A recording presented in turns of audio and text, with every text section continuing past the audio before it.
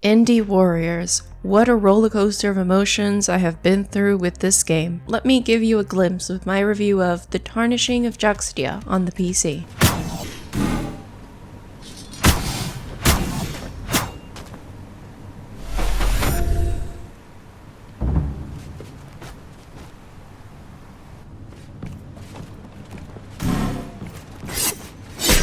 The Tarnishing of Juxtia is a single-player 2D Souls-like action RPG from the developer Actual Nerds and the publishers Mastiff and Neverland Entertainment. You play an unnamed hero created by the goddess Juxtia, who has brought you to cleanse the land, Saint Spire, of a sickness called the Tarnishing. It was caused by Drellum, the god of Crescent Peak and the family of goddess Juxtia. It is up to you to travel across the twin realms and destroy Drellium in order to restore the world. Besides the random chance that this indie game uses a term similar to Elden Ring's, specifically the tarnishing term, it bears many other similarities to the Souls franchise. You will be faced with unrelenting difficulty, gorgeous art, and a fantastic score that fits the atmosphere of the game perfectly. The combat in The Tarnishing of Juxtia is precise and satisfying. Generally, if you die,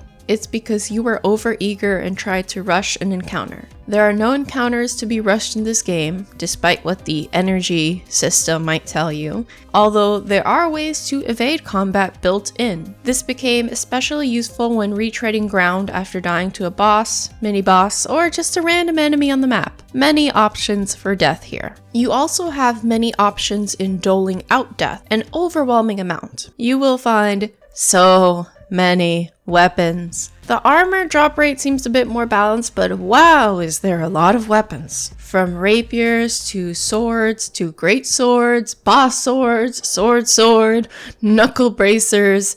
I was kidding about the sword by the way. Daggers, spears, you name it, and this game has it. Well, so long as it's a melee weapon. Range attacks are infrequent options through your spell abilities, which cannot be spammed. I tried. Overall, I did find the combat compelling, but as I mentioned earlier, I did not personally find all of the weapons as effective. Many of the enemies move fast, so while the big hammer of destruction looks fun, I couldn't really find a way to make it feasible in gameplay with bosses or even regular enemies once you reach a certain point. Your mileage may vary. The Tarnishing of Juxtia encourages taking calculated risks by landing precise consecutive attacks in order to get a temporary boost to your stamina and mana regeneration. This system is called the Energy Rush system, which you can track in the bottom left corner of the screen. You also have a self-heal that recovers about 75% of your health, which you can use at any time. But much like the heals in Souls games, it is not instantaneous, so if you want to heal in combat, you need to time it right. At first, you start off with 3 heals, but as you go throughout the game, you get a few more. For a full unlimited heal, to recharge your self-heals and to upgrade your character, you have fountains at your disposal. These are fixed spots on the various parts of the realms or biomes that you'll encounter in the map, which also saves your progress. This is where you will respawn after dying, whether it be a small fountain that only heals you, no upgrade options,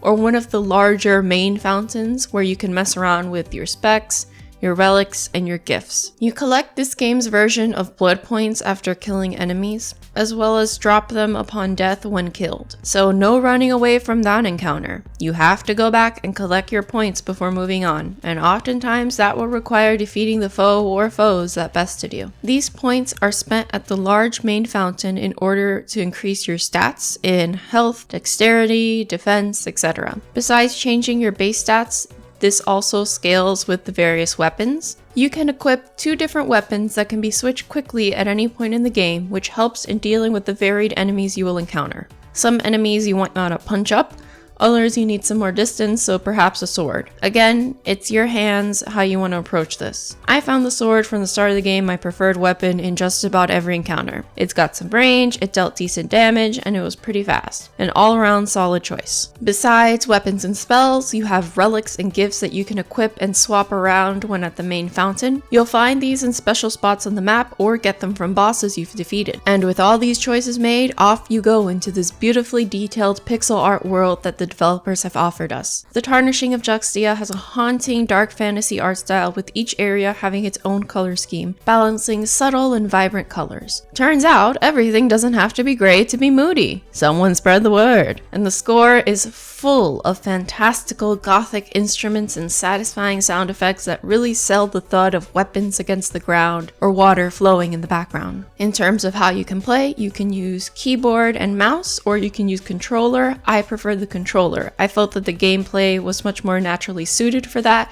and I would recommend it over keyboard and mouse. For navigation, you have a fairly simple map for the most part to follow. I did wish some areas had more labels instead of just symbols, but it just takes a little getting used to. In terms of performance on my PC, it ran smoothly and without issue, which is extremely important for a game where you really need to be precise, and the combat is unforgiving. And for options, the standards are here of audio volumes, video size, video resolution, but you also have some neat extra features like displaying your FPS and rebinding the controls for keyboard and controller. Everything about this game is stunning and deserves praise, but there's one element that soured my experience sharply: the difficulty. Wow, oh wow, is this game hard. Unreasonably hard, in my opinion. I know I'm in the minority here, but can we please stop aping the Souls-like difficulty? I'm down to clown with all the rest. The obscure lore hidden in item descriptions, the weird way characters talk, the eerie beauty of the environments. Absolutely adore all of that. Yes. What I don't adore is dying to the same mini-boss over 40 times. Half of those deaths occurring in a matter of seconds. I don't like it now as an adult with limited time, and I wouldn't have liked it when I was a teen either, because I actually like to have positive feelings, not endless frustration. The Tarnishing of Juxtia brought me to a level of rage I had not experienced before, one that I was sure was just a myth, the want to throw my controller at the screen kind of rage. The kind of rage that required a long break before writing the review to clear my mind. Otherwise, it would have consisted of my mad ranting. I truly hope this game will have a moment like Soldiers did, where the devs bring down the difficulty significantly, because otherwise there is no chance I'm returning to this title. And if someone who loves indies and I would say is a pretty decent gamer won't keep playing your game, it does make one wonder what chance this title has with the larger gaming community as a whole, or other indie lovers for the matter. The Tarnishing of Juxtia is a masterpiece in the making, but with the difficulty so steep, I cannot wholeheartedly recommend it. Play at your own risk.